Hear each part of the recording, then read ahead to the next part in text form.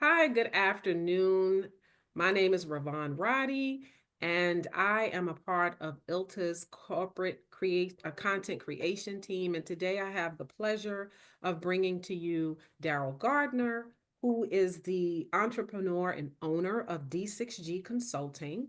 And today's discussion, Finding Your Place, comes from an article he wrote on his blog, The Mindset Blueprint. I also have my colleague Reed Cram, who is co-sponsoring this with me. And I just want to say a little disclaimer that none of the thoughts, views, or opinions represent our company. Zoetis is not involved, Net Documents is not involved, Relativity or ILTA are not involved in the thoughts and opinions that we express today. Does everyone agree to that? Okay. All right. So, Daryl, why don't you just give me one little blurb about D6G Consulting? And I also want you to tell me about the mindset blueprint, like when it came about, why it came about, and then we'll jump right into today's topic. Okay, well, thank you. Thank you so much for having me here. Uh, D6G Consulting, well, I do mindset consulting, uh, success consulting. So helping people who are feeling stuck in whatever facet that is, from their personal life to their career, and just helping them get to that next level. So finding that full potential, because there's a lot of blockers sometimes that we have from when we're a child, even when we're adults, and we're trying to just move ahead. And so it's great when someone on the outside can see, because typically when we're doing a thing, we don't see it. So what I do is I'm that outside, guy looking in, and I'm like, okay, I see this, stop. Okay, I see this, stop. And then we try to iterate on that, and just what I'm doing now is calling quantum leap jumping. So I'm helping you do that quantum leap forward. And so that's kind of what D6G consulting does. Is in relation to the mindset architect. I'm And so sorry. I said blueprint. no, that's the mindset. Well, no, it is the blueprint. The mindset Okay. architect is me. Oh, okay. Okay, I'm like, oh And, Lord, I don't and want to so give out that's one misinformation. of the Okay. titles I gave myself. It was the mindset architect, and Yeah. but I write the the mindset blueprint. Mhm. And so this came about. I was, and this is on LinkedIn. So just so you know, so I was writing on LinkedIn back in 2015, and I was doing consulting then, and writing these, what I consider then blogs, but then little posts as we went through, and then I kind of stopped. And I felt like there was people who were getting traction with it, and learning from it. And then a friend of mine later, now transferred years later, friend of mine, Debbie Reynolds, you may know her as a data diva. Hey, uh, Debbie. she she approached me. She was saying, "Hey, what had happened to you? Doing these posts, these blogs." And I said, "Oh, I don't know if it was really resonating now." And she challenged me and says, "Debbie does." She challenged me to, "Hey, I'm doing my podcast. Why don't you do this, and let's see what happens, and we'll make it like a competition, not to see who's the best, but it's a competition to see who can keep going." Mhm. And so, and she said, "You can do this as, your thing." And I said, "Okay, I'll find a blueprint." It was something like that. It kind of came across. It was like, and then I say, "Oh, you know what? I'll make something kind of cheesy." The mindset. It is not cheesy, but And anybody who does know Debbie Reynolds knows she will challenge you, and she is so good at just making you pull out the best in you. I really appreciate about her. Like, she's the reason actually why I got into eDiscovery. And I will never thank her enough for that. So I love it, and I love the story. The origin story is just perfect. It's yeah, just perfect. So finding your place in your blog, in that article, you discussed creating a safe space within. What, if any, were the challenges you experienced in defining this space for yourself? Because okay. I was actually thinking about, I'm sorry, I was Oh, no, actually, go I ahead. told you, I'll just go. I was actually thinking about, my safe space. And to be honest with you, you know what? I have never taken the time. And Reed, let me hear from you, but I've never taken the time to figure out what my safe space is. I mean, I do artwork and I love doing that, but to really, that's one of the things that was very intriguing to me. Like, how do you create this safe space? Yeah, so that's a great question. The creating that safe space, and it is. A lot of people don't take the time to think about it. Typically, you just go along with your day, Mhm. and you find yourself in this predicament where you're like, "Oh, I may not. This may not be a safe place right now," and you don't have any place to fall back on. And so that's the thing. You want to have that place that you can get yourself recenter and figure out what you want to do. And even as easy as it is to say that I can find that space, there's obstacles that are stopping you from that. So, and typically, those obstacles are those voices and those people that you hear from the outside. So it's your friends, your family. A lot of people don't believe that, but a lot of your family will be that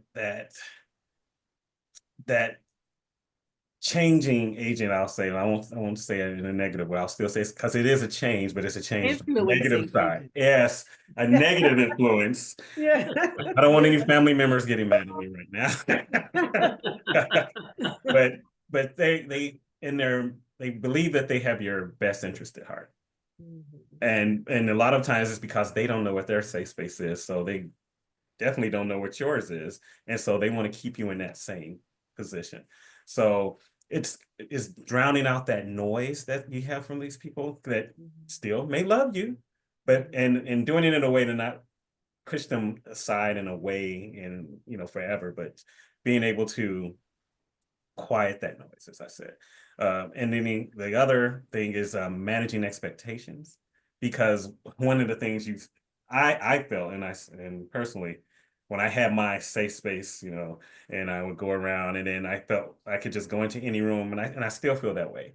But then you will still feel that discomfort, and you're feeling, what am I doing something wrong? I shouldn't feel discomfort. I have my safe space. But when you find out is that you have that safe space, and that gave you the courage to actually go into the room, and that discomfort is still there, and then it's looking around the room and seeing how can I take this challenge and better myself, and then knowing the next time, because there should be a next time. You don't need to run away. You can come back the Mhm. next time, and your safe space is even better, and you're just feeling, I'm feeling great about it. A lot of that, and a lot about that and how I did that was from my mom teaching me, and it Mhm. was preparing me.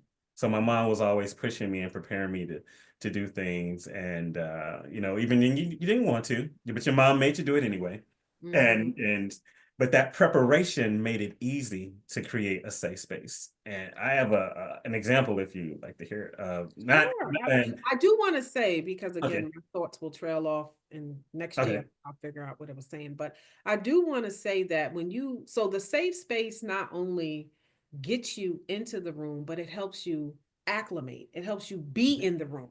yes, Physically, it takes you in, but then it also mentally allows you to be in the room, right? To that's show correct. up. Yeah. Yes, yeah, Okay. because one thing is, like you said, getting in a room. And then you may want to make a quick retreat. And it's like staying Mhm. there and being able to, okay, let me get my bearings, let me get grounded and be here. Yeah. And Yeah. the example, and this is, I just finished reading this book, and I've been trying to like talk to somebody about this book. So that's just one. And but there Whatever was the a, book is. yeah, it was a book by Stacy Spikes. It's called Black Founders, and Mhm. he actually was the founder of um, MoviePass, I think is what it was. And I think there's also like a Netflix documentary or something like that on him. Okay. But what resonated with me, and there was a lot of things in the book, but what get me here with just that safe space is that he was talking about a series of his mentors that he had, because he was getting into this industry he didn't know. And one of them in particular name was Oscar. And Oscar took it upon him to say, hey, let me show you some key things that when you go in these certain rooms, we're going to meet all these big wigs and in Hollywood. And one of the key things was dining etiquette. And you think it's a small thing, Mm. but he was like, use this fork, use this knife, Mhm. use this. And he said that prepared him to when he went in the room, he wasn't, that was one of the things that would oh, I'm worrying about which one Cause do I do? doubt. I'm looking. Mm-hmm. And then you felt a little more comfortable Mm-hmm. because now you know exactly what you need to do. Mm-hmm. And an example of that for me was I used to be in sales and legal sales as well. And I remember going out and trying to get business, and I would wear these suits like the Navy suit now, and Mm-hmm. I hadn't even noticed this, but you get a white napkin and you put it in your lap. When you get up, you would have the lint on. And I had a mentor of mine told me, hey, you should get a black napkin. So I remember one time I was out, I said, hey, excuse me, can I get a black napkin when we started, before we even started talking? Mm-hmm. And I saw that people took note of that. And I was already a little bit nervous trying to figure out how to do it. But when I saw that everybody else started asking for the black napkins, Mm-hmm. it made me have more confidence and feel like I belong here. I'm good. I Yeah, can do something yeah, they didn't know. yeah. And so it's about that preparation. That preparation really helps to get grounded.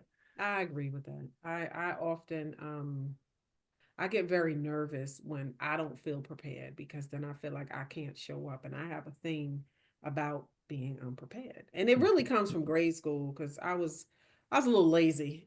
So I would get called on and I didn't do the work. And I'd be like, so now it's just like I gotta know. I need to know. And my family actually call me Inspector Roddy because I'm always inspecting and investigating things. But the sense of being knowledgeable so that when I go into different places that I know what's going on and I can feel comfortable and in that safe space, within my safe space that allows me to show up and be Yeah, present in that environment. Yeah. yeah, definitely. Thank you. Yeah, So the next thing I want to talk about that you mentioned in the article is authenticity, right? So it's about feeling safe enough to be your true self. As an action step, you mentioned sharing a personal story or feeling about yourself in an upcoming conversation. How challenging was this for you when you did fear or when I'm sorry, how challenging was this for you? And when did the fear or reservation, if any, of potentially being judged dissipate? So the whole thing about we have 10 minutes. The whole thing about authenticity is not being afraid to be you. But sometimes we don't often have the confidence to even be that. So my question is, when or like if you did have that fear or reservation of being you, when, like, what did you do and like how did you tackle that? yeah. That's and that definitely comes up a lot. Mm-hmm. And you want to be authentic. You want to feel like you're giving, your 100%. And as we go throughout the day, a lot of times, well, let me step back even a little bit before that. We're very complex people.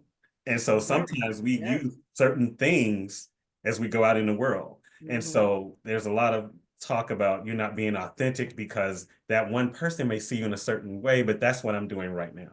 It doesn't mean I'm changed and did something else over here. It's just that this is the portion of the part that you're going to see of me. Mm-hmm. So uh, when you are talking to someone, and when it happened to me is that I'm telling my story, and it always usually happens when they're like, oh, where are you from? I'm like, oh, I'm from the west side of Chicago, and I start going and I start seeing those looks Yeah. because people already have that preconceived notion. And then I've actually even heard someone tell me, I don't believe you were from there. You don't sound like it. And I'm like, really? I'm like, what do people sound like? But it's because they have this Hollywood story in their head. And so it got to a point where I didn't want to tell people where I came from. And then I had to say, you know what? That's their problem. That's their perception. I have to tell my story because there's somebody who wants to actually hear this. Because maybe it's that person that said, hey, you were here. Now I live in Evanston. So they're like, oh, you're in Evanston. You're doing these things and all, it's like the Jeffersons moving on up. Yeah. Very nice. Yeah. But But it's but like, but you have to really feel like that's that person. That's how they feel. and And you you know what? can't do that. I agree with that. I come from the mindset that out of a room of 30 people, there's one person that can identify with my experience. And so even if I just talk to the one, I'm going to target that one out of that 30, Yeah. Just to keep this moving along Yeah. so we don't run out of time, you Yes. mentioned your circle of belonging, which I love. And I think some people will call like your squad. Yes. You're in a squad. How often do you audit your circle of belongings? Because I audit my friends all the time. I'd be like, you know what, you being audited. I don't Yeah. know if you're Yeah. gonna make the cut. So how often do you describe your circle of belonging, what it Mhm. means to you, and how often you audit it? Okay, so my circle of belonging are those are the people who celebrate me.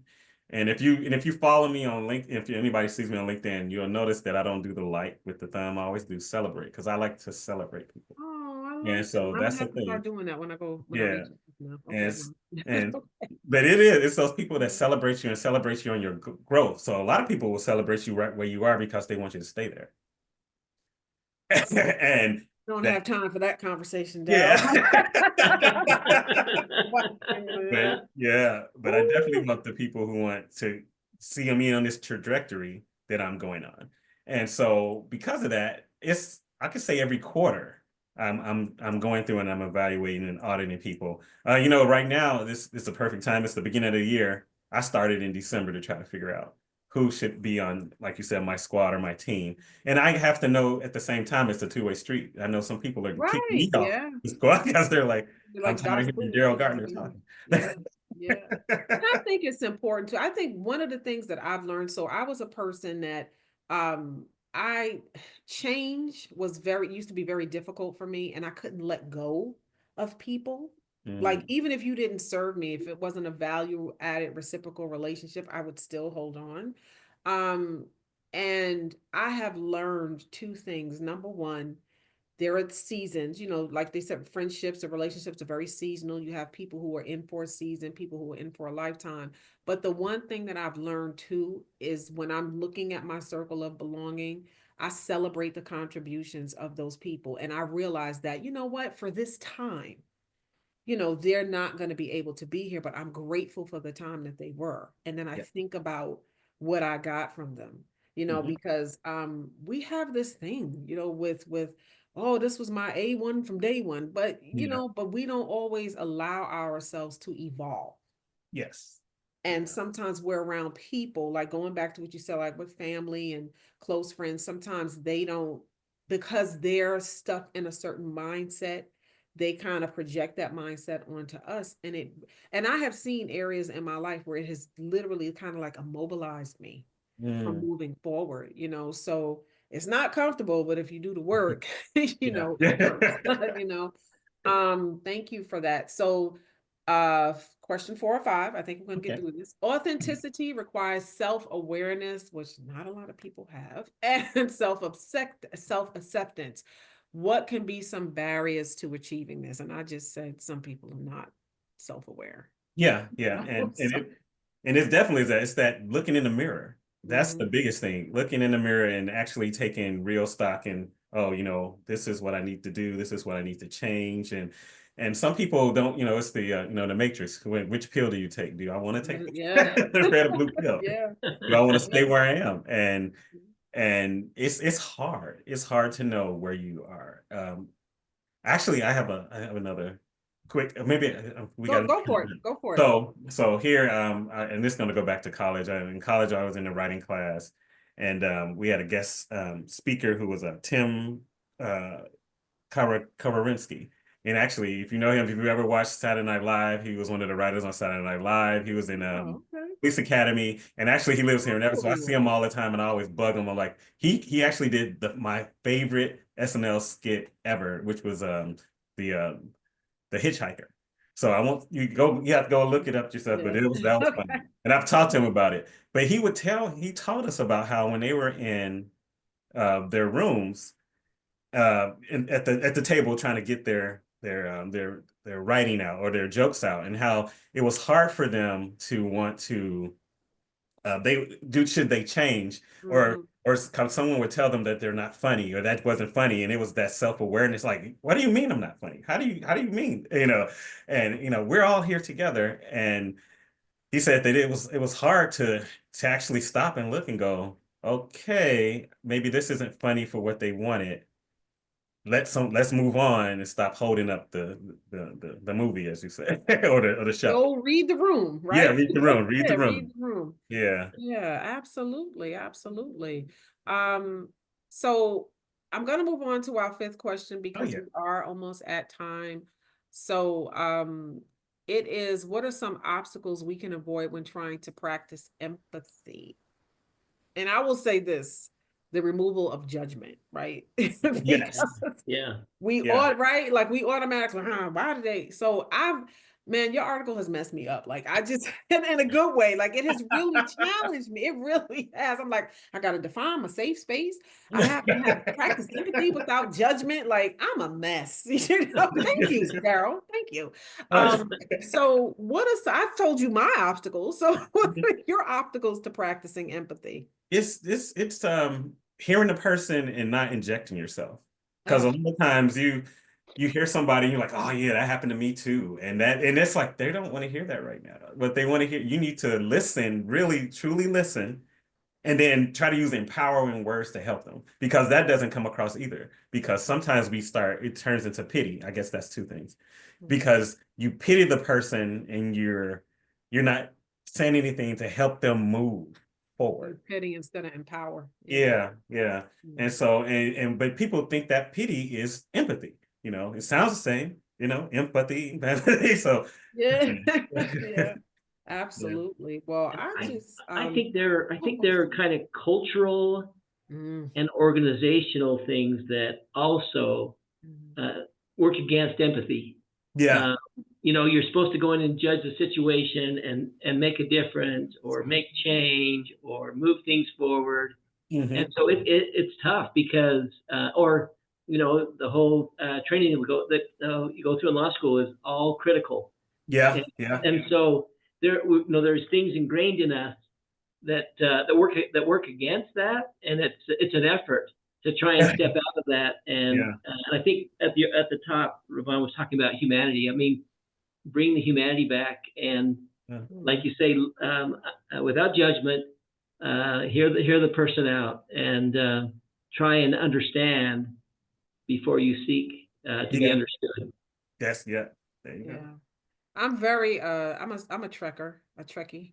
Oh, okay, And nice. so what I thought about when you said and how you're trained in law school, it's like Spock syndrome. Like, Yeah.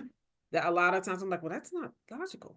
You know, and let's just say I'm better at making friends and keeping them now. But that not being able to be empathetic without the judgment and the pity, Yeah, it really causes alienation. It yeah. alienates some really good people from us. Hmm. And I like what you said about learning how to take you out. Like I've had people do that, say, oh, I broke my shoe. Oh, I broke my shoe the other day. Well, okay, well, I'm Right. not talking about you. Right. I'm talking about my shoe. And, Right. and I'm glad that you can relate, but again, read the room. Hmm. Let's be present. Let's be aware. So yeah, just yeah, that I wanted to end on that note because as an action item, I think that's something that we can all improve on in Yeah, practicing empathy. definitely, Yeah. definitely. Any final comments? I'm going to go to Reed and then Daryl, you can finish us out with any final comments. Reed? I just think this is a very timely topic. There's a lot of turmoil in the world, a lot of turmoil in law, a lot of turmoil in individual lives, and I think that safe space, authenticity, and empathy, I think will be powerful in helping us all to navigate where we need to go. Yeah. I love that. I love that. Daryl? Awesome. I just piggyback off of that. Yeah, Isn't that awesome? it's great. Yeah, and especially like you said, the world is changing, and I'll go on the technical side, with AI and how that is actually, if you look at it and embrace it, it does help you create a safe space. But people are so torn and how they feel about it that the belonging part of that is they don't believe they belong in that room, and they should be in that room because that's going to help you keep your jobs and everything else and move matric, go a little further in your career. So um, I just wanted to throw that out there. Well, I mean, hey, it's called ILTA. you know, that tech, you had to come for that tech. We have to make it Yeah. relevant. And I will say, I do read, you should have went last because that comment was amazing. It And was. yeah, in this day and age, in the midst of the times, finding your place is going to be crucial, you know, because we cannot forget who we are, what we are, our skills, you know, our knowledge. We have so much to offer to the people, to the community around us. And now more than ever, it's going to be, you know, it's very important for us to hone in on finding our place, knowing our place, and having the confidence to walk in our place. So thank you so much, Daryl, so much for your time and your willingness. You know, I asked and you didn't say, let me get back to you. You just agreed, and I'm so happy. So, for anyone who wants to follow you on LinkedIn, you are on LinkedIn as Daryl Gardner, Yes. right? Yes, ma'am. Okay. D6G Consulting. Consulting. Yes, And they can also follow the Mindset Blueprint, your blog from there. that's correct. Okay. All right. Thank you, Reed. Thank you so much. Excellent co-sponsor, Thank you. co-host. Thank you. And to Frankie Russell, you are the best producer in the world. Hollywood doesn't know what they're missing, but I'm kind of glad you're not in Hollywood because then I wouldn't know you. So this just is just wonderful working with all of you. And I just thank you so much for your time. Please enjoy the rest of your day. Thank you. Awesome. Let's move on. Appreciate it. Thank you all. Okay.